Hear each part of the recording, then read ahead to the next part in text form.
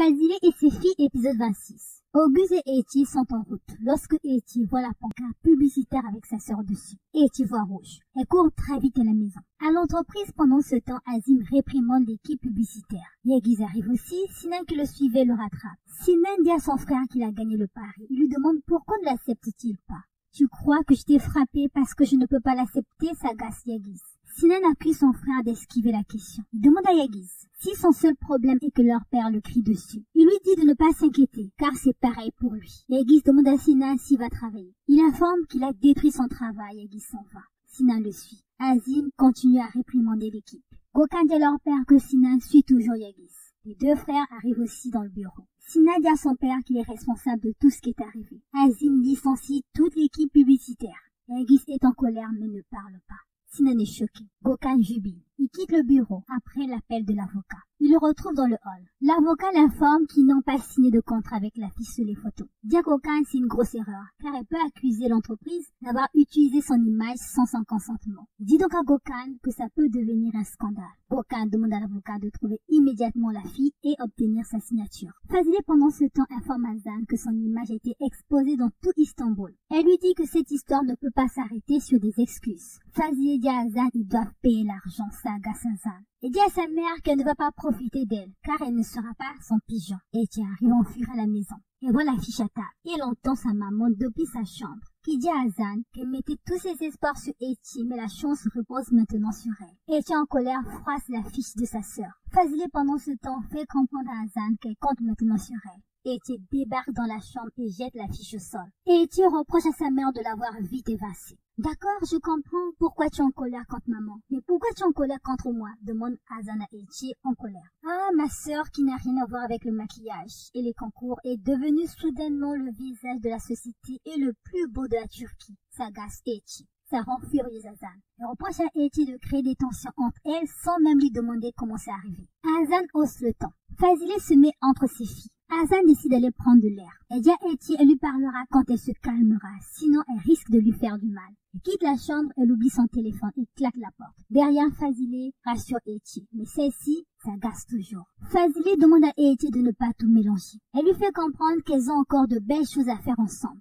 Mais Eti ne décolère pas, car pour elle, sa mère porte maintenant son attention sur sa sœur. Le téléphone d'Azan sonne. Fazile décroche. C'est l'avocat qui veut parler à Azan. Fazile dit à l'avocat que sa fille est occupée. Fazile se présente comme étant la manager de sa fille. Eti est choquée. Fazile dit à l'avocat c'est bien qu'il appelle. Elle lui dit qu'ils doivent discuter le plus tôt possible sur le contrat de sa fille. L'avocat dit à Fazile de venir à l'entreprise. Fazile accepte directement. Après l'appel, Fazile demande à Eti de ne pas pleurer. Elle lui dit, elle ou sa sœur, il n'y a pas de différence, l'essentiel est que leur vie change. Mais Eti en a encore sur le cœur. Fazile demande à Eti de ne rien dire, puis elle quitte la maison. Pendant ce temps, Azan n'est pas encore redescendue. Elle voit sa mère prendre un taxi. Elle lui demande où va-t-elle, mais celle-ci quitte le quartier. Azan va demander directement à Eti où se trouve leur mère. Eti ne dit rien. Quel est ton problème, s'agace Azan, et rappelle à Eti qu'elle n'a jamais voulu être sur cette affiche. Azan demande à Eti de réfléchir un peu. Elle lui rappelle, elle le sait qu'elle n'a jamais participé à ce concours. Eti ne parle toujours pas. Azan reproche toujours à Eti de ne pas demander comment c'est arrivé. Eti dit à Azan ignorer comment c'est arrivé, mais elle informe son manager et passe à l'action. Azan demande à Eti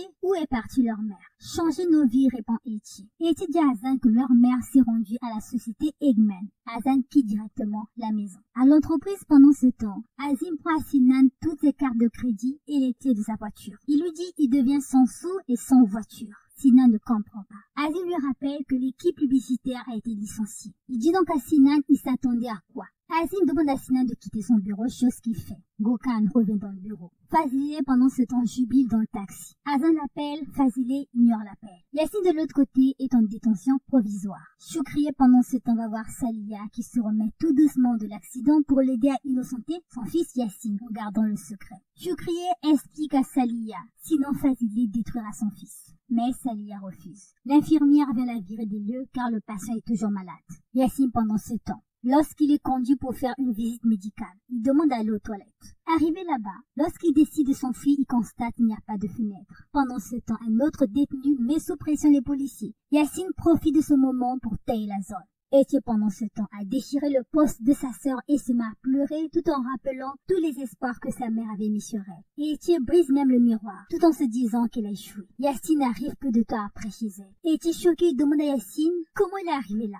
Fazile pendant ce temps arrive à la société. Azim dans son bureau dit à Yaguis, il a encouragé son frère. Il lui dit il est donc responsable aussi. Yaguis accepte ses torts. Mais il dit à son père il n'aurait pas dû licencier toute l'équipe s'il voulait les punir. Azim le rappelle qu'il est le patron de l'entreprise. Il rappelle à Yaguis, la cosmétique était son prestigieux projet. Il dit donc à Yaguis, à partir de maintenant, il ferme le département de cosmétique. C'est le choc pour Yaguis.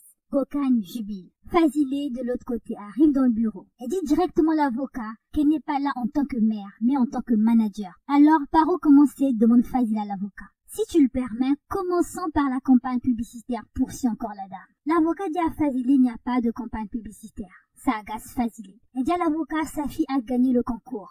L'avocat l'informe que le projet est annulé et les affiches retirées. Ça continue à agacer Fazile. Fazile dit à l'avocat que sa fille a été photographiée et son image accrochée dans tout Istanbul. Elle dit donc à l'avocat qu'elle prendra un avocat pour faire valoir ses droits. L'avocat explique à Fazile sa fille doit signer un contrat qui leur permettra de justifier l'utilisation de ses photos. Ensuite dit à Fazile une fois qu'ils verront cela avec sa fille, ils reviendront vers elle. Fazile refuse. De l'autre côté, Yaguis fait comprendre à son père qu'il est injuste. Il lui rappelle qu'il a consacré 2 ans pour ce projet et que 70 personnes travaillaient avec lui jour et nuit. Ce n'est pas parce que tu donnes une leçon à ton fils que tu vas priver ces gens de leur gagne-pain, déclare encore Yaguis à son père.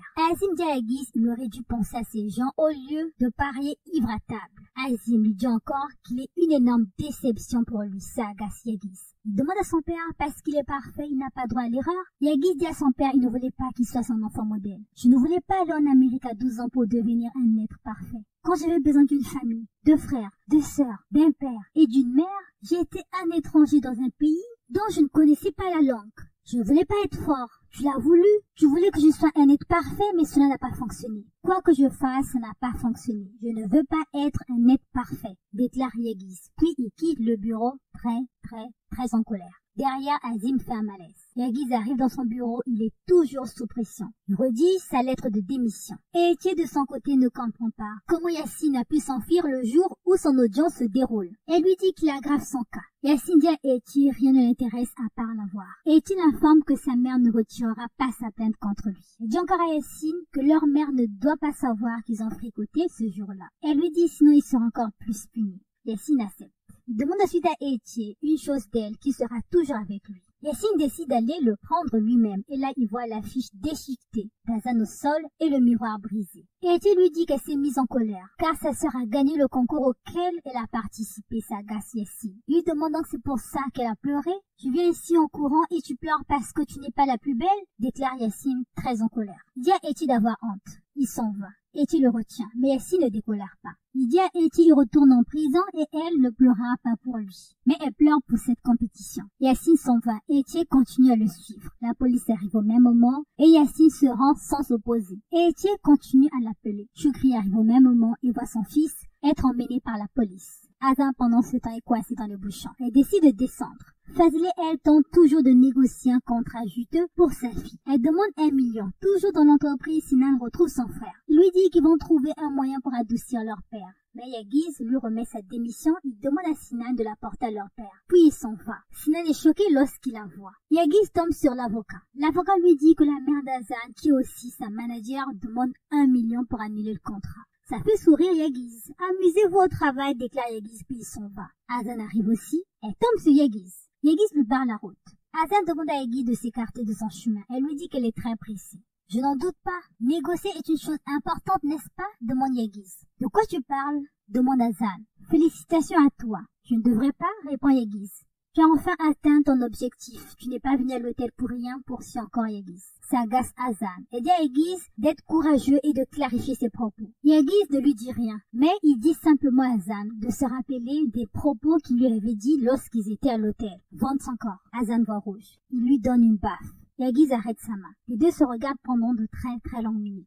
Yaguis demande ensuite à Azan de baisser calmement sa main. Il lui dit il peut aller maintenant trouver son vrai amour et lui demander ce qu'il voulait dire. Puis Aiguise quitte l'entreprise. Hazan le regarde partir, elle est choquée. Hazan s'avance ensuite dans l'entreprise. Elle surprend une conversation entre Gokhan et l'avocat. Gokhan qui ne comprend pas comment Fazili peut leur demander 1 million. L'avocat dit à Gokhan qu'ils n'ont pas le choix. Gokhan demande à l'avocat de faire signer la fille. Mais il dit encore à l'avocat, seulement la moitié sera d'abord payée. Puis il s'en va. L'avocat revient dans le bureau et remet un chèque à Fazili. Fazili refuse qu'elle soit payée la moitié. L'avocat lui dit sa fille doit d'abord signer. Elle aura l'autre moitié. Fazili promet à l'avocat que sa fille signera. Hazan débarque dans le bureau. Fazili est choqué. Hazan prend le chèque.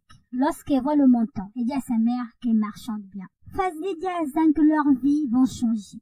Je suis désolée pour toi, déclare Hazan à sa mère. Elle déchire le chèque et le jette en l'air. C'est la gifle pour Fazili. Hazan dit à l'avocat qu'elle ne veut pas un centime. Hazan signe son contrat. L'avocat propose à Hazan une copie, mais elle ne calcule pas cette copie et demande à sa mère qui ramasse le chèque déchiré de se lever. Fazili refuse. Mère et fille finissent par quitter l'entreprise. L'avocat derrière prévient Gokhan que le problème a été réglé sans verser un sou. Fin de l'épisode 26.